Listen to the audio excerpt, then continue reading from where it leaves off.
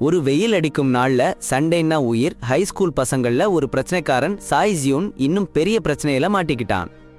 அவன் அடிக்கடி பிறருடன் சண்டை போட்டது எல்லா எல்லைகளையும் தாண்டிடுச்சு. அவன் பொறுப்பில்லாத நடவடிக்கை ஹெட்மாஸ்டர் பொறுக்க முடியாத அளவுக்கு போச்சு. ஹெட்மாஸ்டர் ஜூனையும் அவன் சகோதரி ஜியையும் அழைச்சு உண்மையை வெளிச்சத்துல கொண்டு வந்தாங்க. அப்பா அம்மா இல்லாத காரணத்தால் ஜிஹேய் அவன் பாதுகாவலராக இருந்தாரு. அந்த நேரத்துல ஹெட்மாஸ்டர் ஜூனுக்கு கடுமையான உண்மையை சொன்னாங்க. அவன் செய்தது ரொம்ப ஆபத்தானது. அவன் ஒரு மாணவனை கொடூரமாக அடிச்சு அவன் பற்கள் போயிடுச்சு, தாடை முறிஞ்சிடுச்சு, கூண்டுகள் எல்லாம் முறிஞ்சிடுச்சு. சாதாரண சண்டைன்னு நினைச்சது கொலை முயற்சியா மாறிடுச்சு. ஸ்கூல் இனிமே மறைக்க முடியாது. வேற வழி இல்லாம ஹெட்மாஸ்டர் ஜூன் வேற இடத்துக்கு போகணும்னு சொன்னாங்க. அவனுக்கு ஏற்ற இடம் அது டேகன் ஹை. கேட்டாலே பயங்கரமான குண்டர்களோட பள்ளிக்கூடம். அங்கதான் ஜூன் போகணும்னு ஆச்சு. அவன் கதி முடிஞ்சு போச்சுன்னு அர்த்தம். ஆனா படிப்பு முடியுமில்லன்னு ஒரு சின்ன நம்பிக்கை. ஆச்சரியமா இருக்கு. அந்த பயங்கரமான பள்ளிக்கூடத்துக்கு போறதுக்கு ஜூனுக்கு ஒண்ணும் இல்ல. அந்த இரவு டேகன் ஹையோட வரலாறை ஆன்லைன்ல தேடினான். அப்போதான் தெரிஞ்சது பயங்கரமான உண்மைகள். சில மாதங்களுக்கு முன்னாடி கல்லூரி மாணவர்கள் மீது கொடூர தாக்குதல். ஆனா மீடியா எல்லாத்தையும் திருப்பி போட்டு மாணவர்களுக்குள்ளே சண்டைன்னு சொல்லிட்டாங்க. இதுதான் மோசமான விஷயம் இல்ல. தாக்குதல், திருட்டு, கொலைவெறி முயற்சி எல்லாமே அங்க சாதாரணமா நடக்குது. பள்ளிக்கூடம் இல்ல, இளம் குற்றவாளிகள் சிறைச்சாலை மாதிரி. அந்த கட்டிடம் முன்னாடி ஜெயில். அதை மாத்தி கிளாஸ் ரூம் பண்ணிருக்காங்க. இந்த தகவலோட ஜூன் முதல் நாளைக்கு ரெடியானான். குண்டர்களுக்குள்ளே டாப்பா நிக்கணும், எல்லாரையும் பயமுறுத்தணும். அதுக்கு பிறகு திரும்பி பார்க்கவே மாட்டான். இது பள்ளிக்கூடம் இல்ல, இது டேய் பாரு. பள்ளிக்கூடம் முன்னாடி ஜியூன் நிக்கிறான். சூப்பரா ஒரு ஃபைட் ஆரம்பிக்க போறான்னு நினைச்சு. அப்போ ஆச்சரியம். ஒரு பந்து டபுள் அக்கம் பக்கத்துல இருந்து பறந்து வந்து ஜியூன் மேல. அடேங்கப்பா, சரியா அவனுக்கு ஃபைட் ஆரம்பிக்க ஒரு பொன்னான வாய்ப்பு. எதிர்பாராத சந்தர்ப்பம். விடமாட்டான் ஜியூன். சரி, ஒருத்தரை கூப்பிடுறான். ஃபைட்ல தள்ளுவான்னு நினைச்சான். ஆனா அந்த மாணவன் சாரி கேட்கிறான். அவங்க உள்நோக்கம் இல்லைன்னு சொல்றான். பந்தை எடுத்துட்டு போறான். ஆமா, ஜியூனுக்கு திகைப்பு. அப்படியே போக போறான். அப்போ இன்னொரு மாணவன் கூப்பிடுறான். ஜியூன் புதுசுன்னு சொல்றான். யுத்த நிறுத்தம் இல்லனா பெரிய பிரச்சனை ஆயிருக்கும்னு சொல்றான். யுத்த நிறுத்தம்னா என்னன்னே தெரியல ஜியூனுக்கு.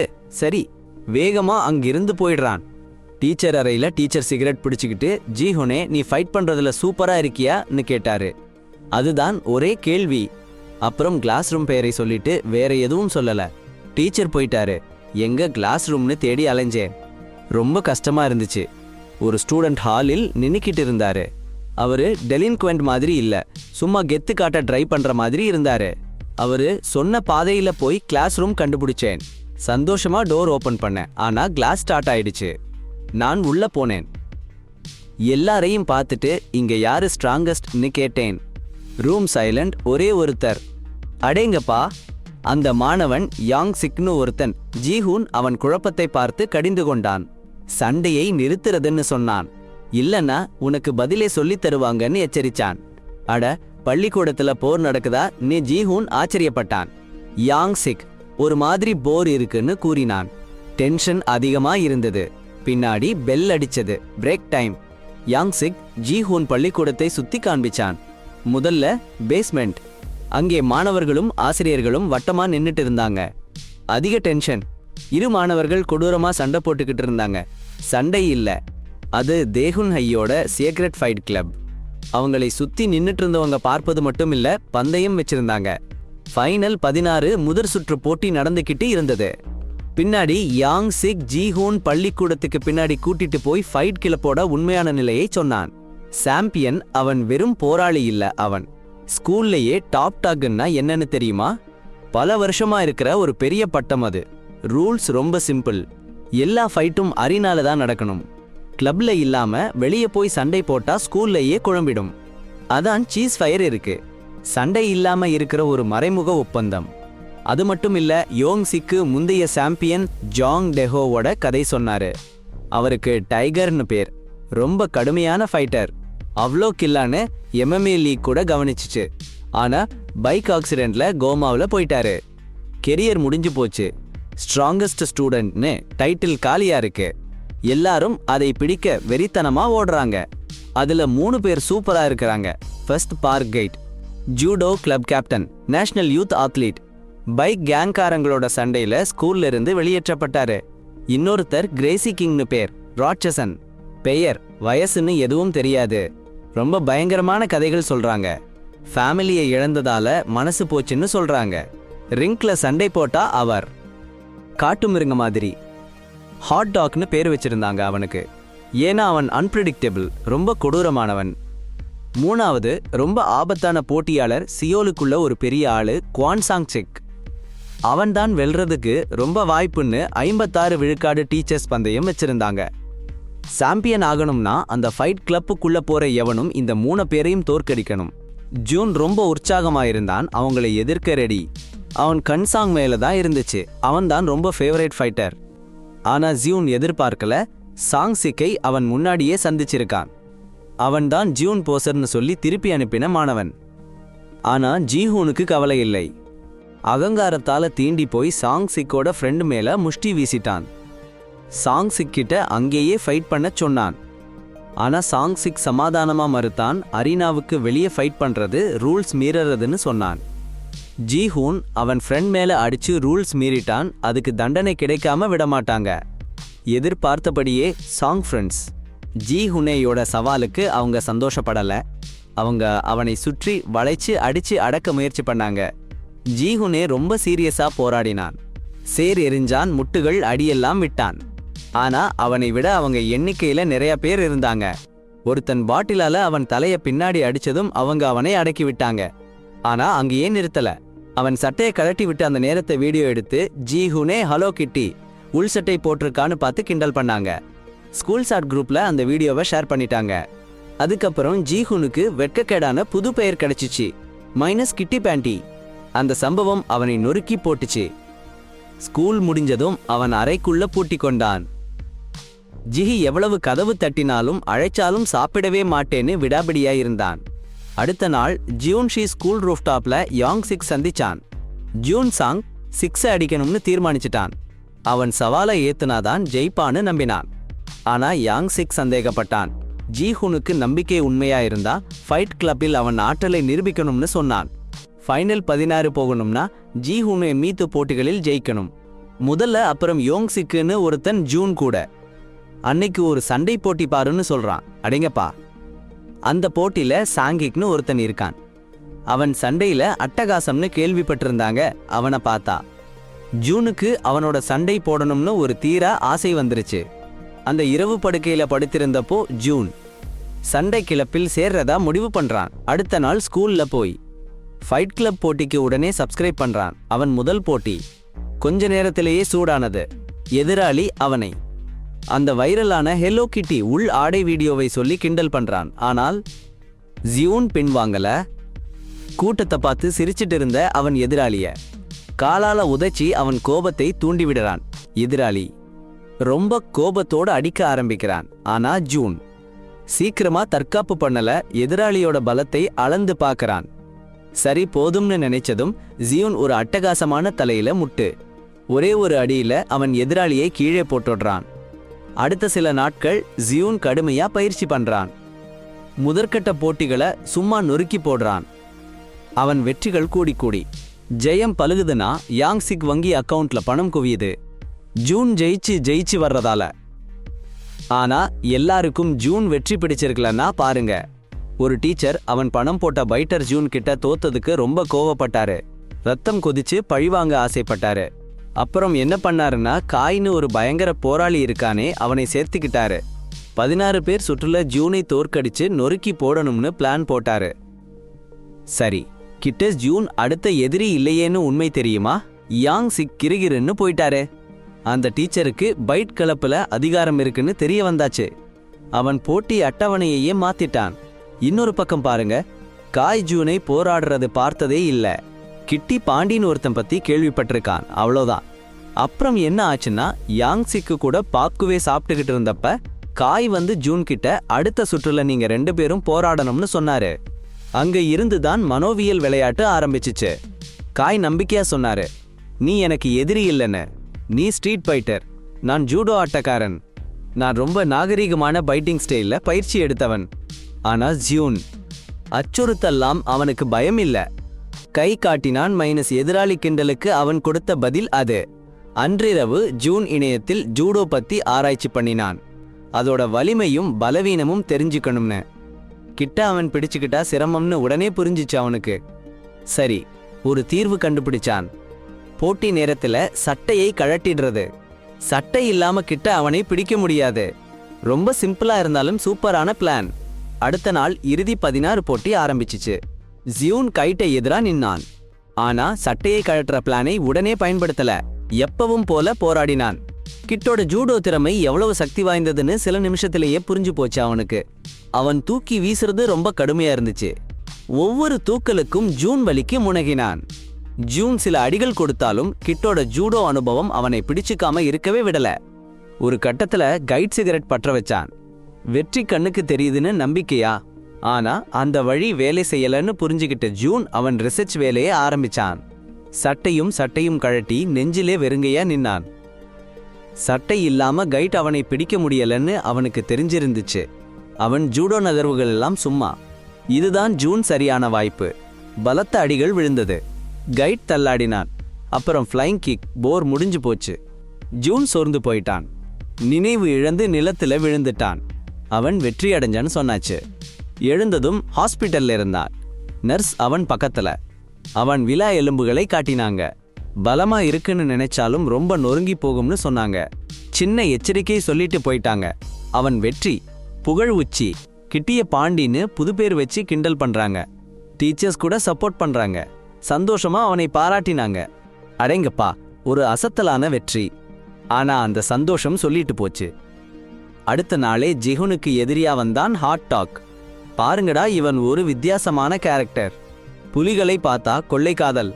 அவன் அப்பா அம்மா கொடுத்த கீச்செயினை எப்பவும் பிடிச்சுக்கிட்டே இருப்பான். பேய் மாதிரி இருந்தான். சும்மா வித்தியாசம் இல்ல, மனசுல என்னமோ இருக்கிற மாதிரி. இந்த முறை ஜிஹுன் கொஞ்சம் பயந்தான்.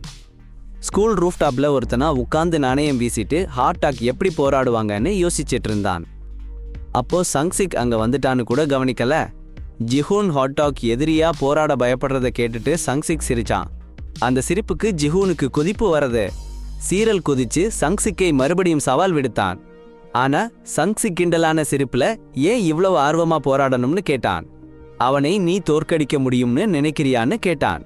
குவாலிஃபைனல்ல ரிங் மையத்துக்கு ஜிஹூனும் ஹாட் டாகும் போனப்போ என்ன டென்ஷன். கூட்டம் அமைதியா போட்டி ஆரம்பிக்க காத்திருந்தாங்க. ரெஃப்ரி அறிவிச்ச நொடியில போர் ஆரம்பிச்சது. கொட்டும் கரகோஷம். ஆனா ஒரு அடியிலேயே ஹாட் டாக் தரையில விழுந்தான். அடப்பாவி. ஆனா அதுலாம் ஹாட் டாக் நாடகம். Double flop. ஒரு நிமிஷம் கூட ஆகல. இந்த பாருங்க ஜிஹூனே தரையில. அடேங்கப்பா. ஜிஹூன் கிடந்துகிட்டு இருக்க ஹாட் டாக் தலைய பின்னாடி சாய்ச்சிட்டு அவன் இறந்து போன அப்பா அம்மாவை கும்பிட்டான். வெற்றிக்கு ஆசீர்வாதம் கேட்டான்.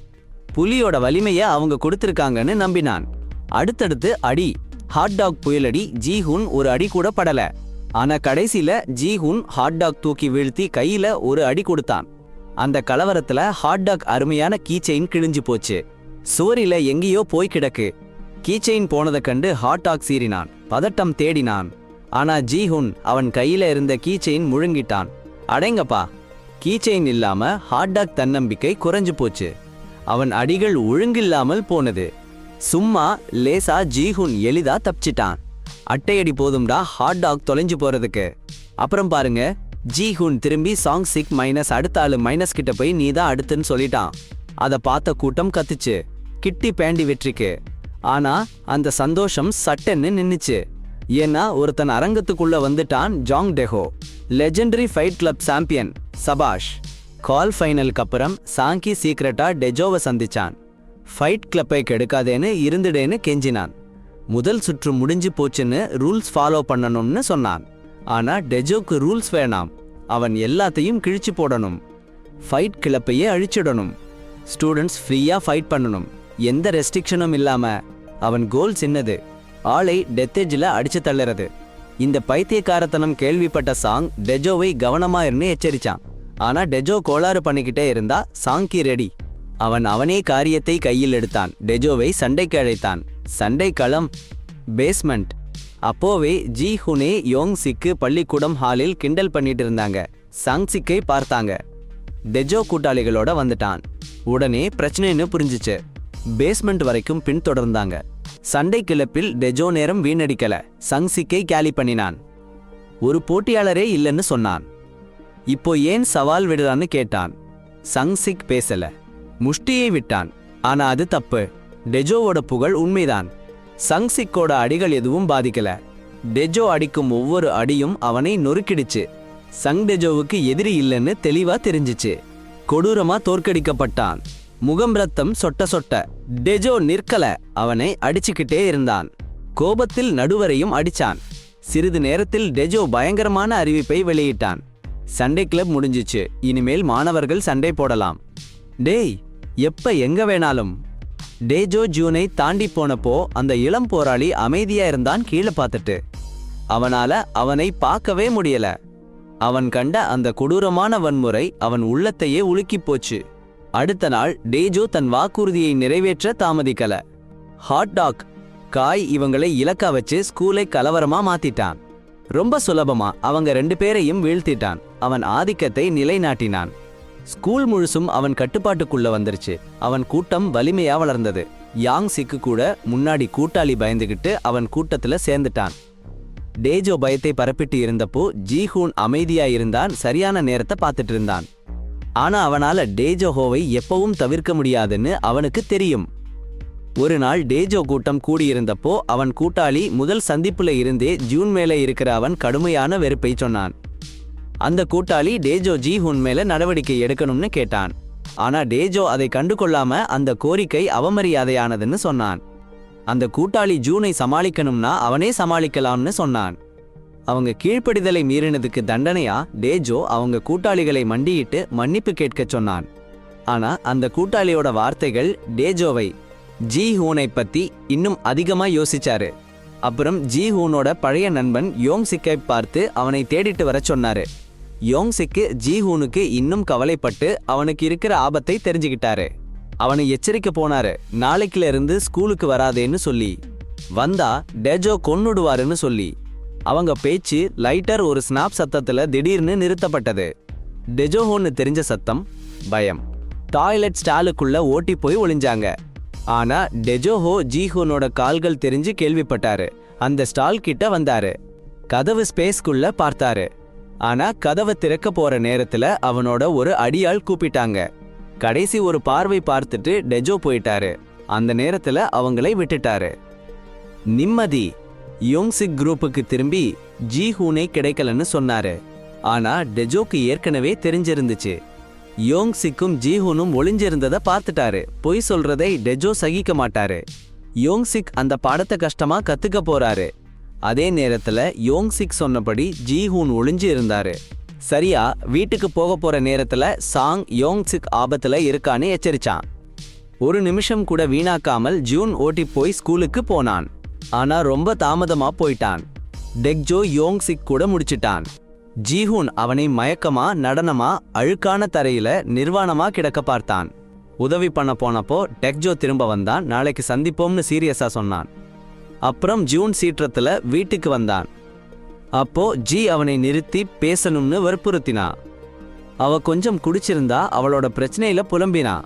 அவங்க கடந்த காலத்தை நினைவு கூர்ந்து அப்பா அவங்களை பிளே கிரவுண்டுக்கு கூட்டிட்டு போனதை ஜீஹூன் நினைச்சுக்கானான்னு கேட்டா. அந்த நேரத்துல ஒரு வார்த்தை கூட சொல்லாம விட்டுட்டு போன அப்பாவை ஏன் சொல்றான்னு ஜீஹூனுக்கு புரியல. ஜீஹேக்கும் புரியல. சமீபத்துல தான் அப்பா ஏன் போனான்னு அவ யோசிக்க ஆரம்பிச்சா. அவனுக்கு பயமா இருந்துச்சுன்னு அவன் நினைச்சிருக்கலாம். அந்த பேச்சுக்கு அப்புறம் ஜீஹின் வார்த்தைகள் ஜீஹூனை விடல. அவன் மனசுல ஒளிச்சுக்கிட்டே இருந்துச்சு. அப்பா மாதிரி அவனும் பயத்துல இருந்து ஓடிட்டானான்னு. டெய்ஹோ வந்ததுல இருந்து அவனோட ஆசைகள் மங்க ஆரம்பிச்சிடுச்சு. இப்போ அவன் தயக்கத்தால யோங்சிக் காயமடைஞ்சிட்டாரு. இதுல இருந்து எப்படி தப்பிக்கிறதுன்னு தெரியல. அவரு டெஜோவை சந்திக்கணும். இதை முடிவுக்கு கொண்டு வரணும். அடுத்த நாள் ஜியூண்டோவை போய் சந்திக்க போனாரு. ஒரு முறைக்கு ஒரு முறை பேசி சமாளிக்கலாம்னு நினைச்சாரு. ஆனா அவருக்கு அப்படிதான் தெரிஞ்சிருக்கு. டெஜோவுக்கு நியாயமான சண்டையில ஆர்வம் இல்ல. அவரு ஜீஹூனை உடம்புலையும் மனசுலையும் நொறுக்கணும்னு நினைச்சாரு. சில நிமிஷங்கள்லயே டெஜோவோட முழு கும்பலும் வந்துருச்சு. அவங்க ஜீஹூனை சுத்தி வளைச்சு போட்டாங்க. அவரு எல்லாத்தையும் கொடுத்து போராடினாலும் எண்ணிக்கையில அவங்க அதிகமா இருந்தாங்க. அவங்க அவரை அளவுக்கு மீறி அடிச்சு துன்புறுத்தினாங்க. டெஜோ பக்கத்துல இருந்து அந்த காட்சியை ரசிச்சு பார்த்துக்கிட்டு இருந்தாரு. எல்லா நம்பிக்கையும் போச்சுன்னு தோணுச்சுன்னு சொல்லிட்டாங்க. அப்போதான் உதவி வந்தது. Song hot dog guide. சில மாணவர்கள் ஓடி வந்து அவருக்கு உதவி பண்ணினாங்க. ஜீஹூன் அடிபட்டு இருந்தாலும் முறிஞ்சு போகல. அவருக்கு போராடுறதுக்கு சக்தி வந்துருச்சு. உடனே டெஜோவை பார்த்து தனியா சண்டை போட அழைச்சாரு. இரண்டாவது சுற்று சண்டை ஆரம்பிக்க போகுது. சாங் மற்றவங்க டெஜோவோட ஆட்களோட சண்டை போட்டாங்க. டெஜோ ஜூனை பார்த்து வேற இடத்துக்கு சண்டை போக அழைச்சாரு. ஜூன் சம்மதிச்சிட்டாரு. டெஜோ ஜூன் கிட்ட உனக்கு வாழ்க்கை ரொம்ப பிடிச்சிருக்கான்னு கேட்டான். ஜூன் கலங்கிட்டான். ஏன் இவ்வளோ தூரம் போறேன்னு கேட்டான். டேஜோக்கு பதில் இல்ல. அவனால முடியுதுனாலே போதும்னு செஞ்சான். ஜூன் கடுப்பாகி டேஜோவை அடிச்சான். அதுதான் அவங்க போர் ஆரம்பம். போர் சூடு பிடிச்சது. ஜூன் டேஜோ அடி எவ்வளவு பலமா இருக்குன்னு உணர்ந்தான். அவனும் சில அடிகள் கொடுத்தான். ஆனா டேஜோ அடி முன்னாடி ஒண்ணும் இல்ல. டேஜோ கூட்டாளிகளோட முந்தைய போர்ல அவன் சக்தி குறைஞ்சிருந்துச்சு. டேஜோ ஜூனை ஒரு மூலையில் பிடிச்சு ரொம்ப கொடூரமா அடிச்சான். ஜூன் சாங் சிக் மாதிரி சாக போறேன்னு நினைச்சான். அப்போ நர்ஸோட எச்சரிக்கை ஞாபகம் வந்தது. பக்கவில்கள் கெட்டியா இருக்கும், ஆனா சீக்கிரம் முறிஞ்சிடும்னு. தீர்மானமா ஜூன் டேஜோ பக்கவில்களை நோக்கி அடிச்சான். டேஜோ வலிக்கு கத்தினான். சண்டை திருப்பம் எடுத்தது. இறுதி அடியில ஜூன் டேஜோவை கீழே போட்டான். சோர்ந்து காயப்பட்ட ஜூன் கீழே விழுந்தான்.